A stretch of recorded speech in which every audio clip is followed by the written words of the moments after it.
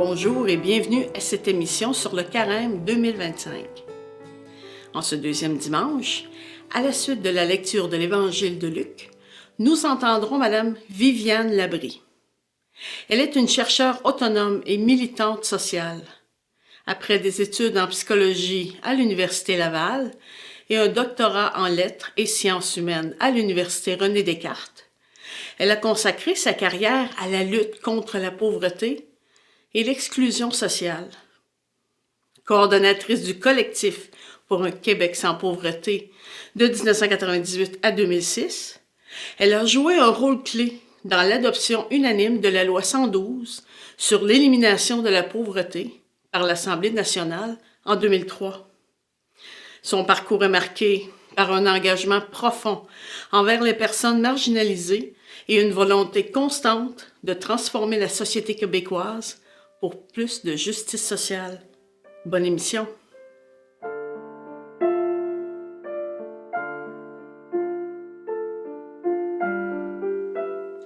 Évangile de Jésus-Christ selon saint Luc.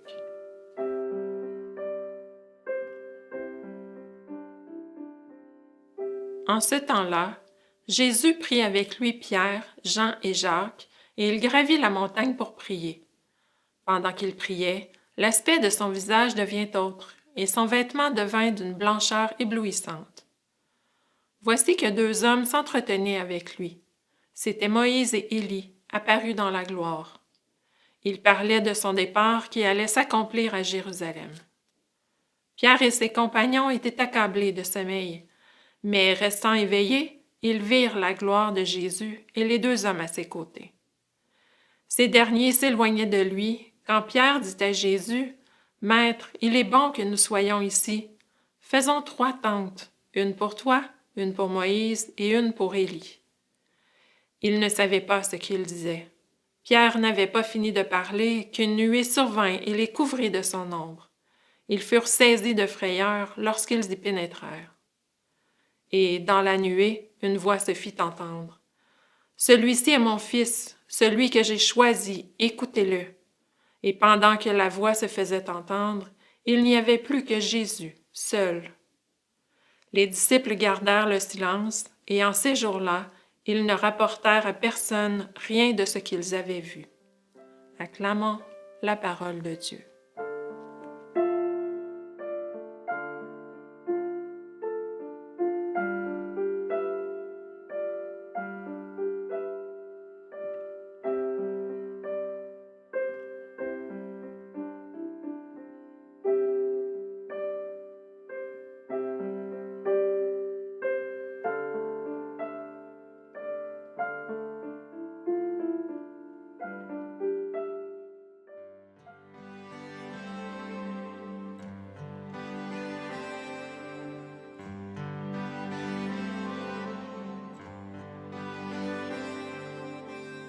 Quand tu ne gardes plus, au bout d'un long hiver, l'espoir d'une saison nouvelle, rappelle-toi Jésus, qui franchit le désert, conduit par un amour fidèle, car depuis qu'il est venu, en nous tout a changé. Un monde est disparu, un autre monde est né, depuis qu'il est venu.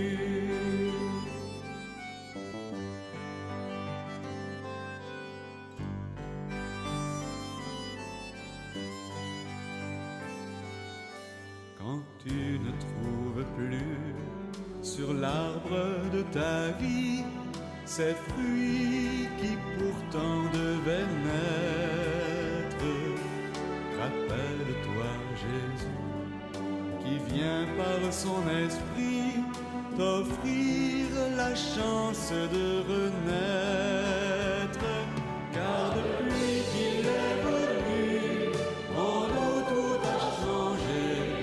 Un monde est disparu, un autre monde est né, depuis qu'il est venu.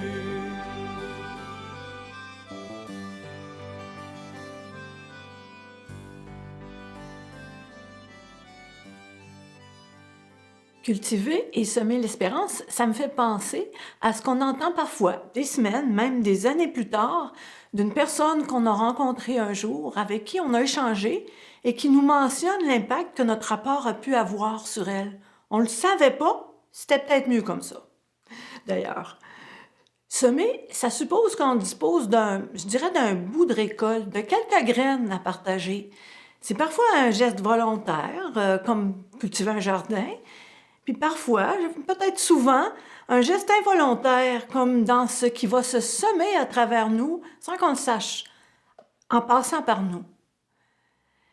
Je vois semer un peu comme se départir de quelque chose aussi, laisser quelque chose se détacher, offrir à la terre en soi, à la terre en l'autre, des possibilités qui peuvent germer, qui peuvent prendre forme, s'épanouir, quitte à découvrir un jour qu'il y a eu des résultats ou pas. De quoi parle-t-on quand on parle d'espérance dans semer de l'espérance? Pour moi, je dirais c'est ni de l'optimisme, ni du pessimisme. C'est quelque chose qui se passe dans la vie telle qu'elle est, dans l'actualité telle qu'elle est avec ses émois. C'est de l'ordre de « c'est ça qui est ça », comme disait mon père. Alors, devant ce qui est, on bouge comment? Dans semer, il y a pour moi reconnaître notre interdépendance et nommer ce à quoi on aspire dans notre vie ensemble. Dans mes mots, pour ma part à moi, j'aspire à une société bienveillante, accueillante, intelligente, démocratique, solidaire, où le bien-vivre est bien partagé, mieux partagé, où on cherche à se retrouver dans de plus justes milieux. J'aspire à une société qui est sans pauvreté, riche pour tout le monde, riche de tout son monde, où on veut pour l'autre tout le bien-vivre qu'on veut pour soi.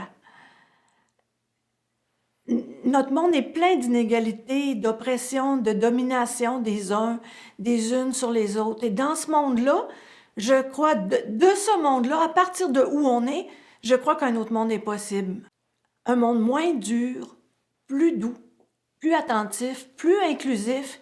Et je crois que pour ça, il faut changer les règles qui reproduisent la misère et chercher ensemble des règles qui, au contraire, vont faciliter ce besoin qu'on a de bien vivre ensemble. Une bonne manière de se convaincre qu'un autre monde est possible, c'est d'y goûter. Pour moi, semer de l'espérance, c'est aussi chercher à devenir les laboratoires de ce qu'on annonce. C'est laisser grandir en soi les qualités auxquelles on aspire pour notre monde, développer des lieux à notre portée où on peut expérimenter et pratiquer ça, ce à quoi on aspire. Par exemple, développer des lieux d'égalité, des lieux qui sont bons à vivre, qu'on pourrait dire sans pauvreté. Est-ce qu'il y a des lieux semblables autour de nous? Lesquels? Qu'est-ce qui nous inspire? Comment est-ce qu'on pourrait y contribuer puis en transporter l'esprit dans d'autres lieux? Semer de l'espérance, c'est assumer notre pouvoir sur le prochain pas, la prochaine parole, la prochaine démarche, le prochain suivi. C'est assumer la possibilité de semer du beau. C'est porter attention à ce qui passe de nous aux autres et des autres à nous. C'est parfois introduire un doute sur l'idée qu'on n'y peut rien. On peut le faire consciemment, comme encourager là où le courage vacille. On peut le faire sans le savoir, comme un effet de l'être bon, je dirais qu'on cultive en soi. Et alors, tenir bon, tenir à du bon, tenir à la bonté dans ce qu'on est et dans ce qu'on fait.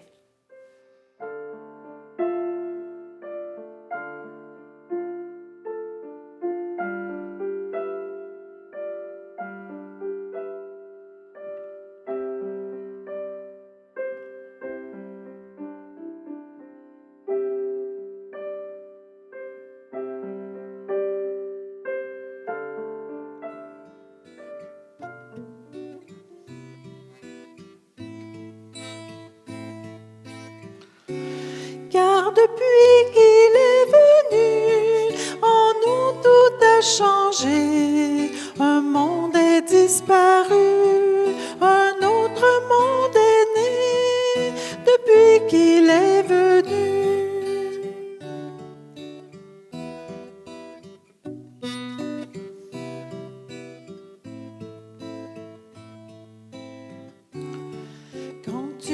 n'accepte plus la route de la mort, le cœur déçu et sans courage.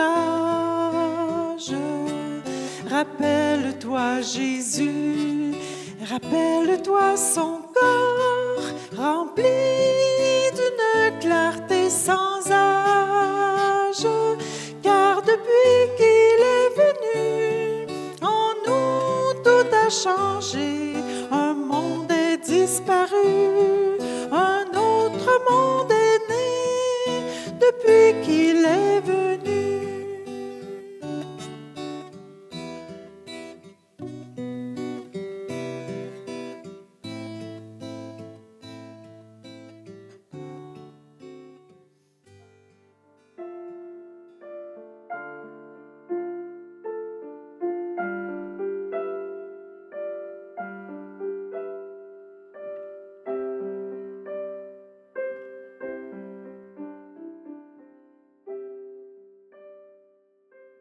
Seigneur, nous te louons pour la lumière qui transfigure nos vies. Sur la montagne, tes disciples ont vu ton visage briller d'une clarté divine, et nous aussi, nous avons soif d'apercevoir ta gloire dans la grisaille de notre quotidien. Seigneur, il y a des jours où nous sommes accablés, où la fatigue et le découragement nous écrasent, où nous ne voyons que les nuages et non le soleil derrière. Mais il y a aussi des moments de grâce, des instants où tout devient plus clair. Quand un enfant nous sourit et nous rappelle la beauté de la vie. Quand une parole d'encouragement ravive une flamme en nous. Quand un acte de générosité réchauffe un cœur fatigué. Seigneur, ouvre nos yeux pour voir ces éclats de ta gloire, ces instants où ton amour transfigure nos vies. Et quand la nuit revient, quand le doute et la fatigue nous assaillent, garde en nous le souvenir de ta lumière, afin que nous avancions avec confiance jusqu'à la pleine clarté de Pâques. À toi louange et gloire pour les siècles des siècles. Amen.